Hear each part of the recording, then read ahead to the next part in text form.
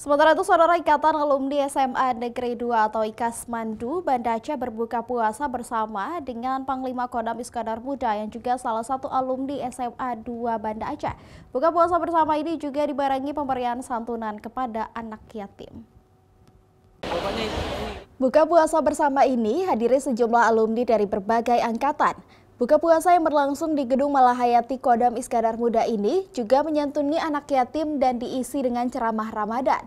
Pangdam Iskandar Muda juga alumni SMA Negeri 2 Banda Aceh ini menyebut, buka puasa ini menjadi ajang silaturahmi sesama alumni dan berbagi kepada sesama yang membutuhkan. Ikasmandu terus berbuat, setiap tahun tetap dilaksanakan sehingga terjadi silaturahmi antara alumni sendiri dengan guru-guru yang masih aktif dan dengan guru-guru yang sudah selesai dan juga dengan anak-anak yatim yang dari keluarga besar alumni Ikasmandu.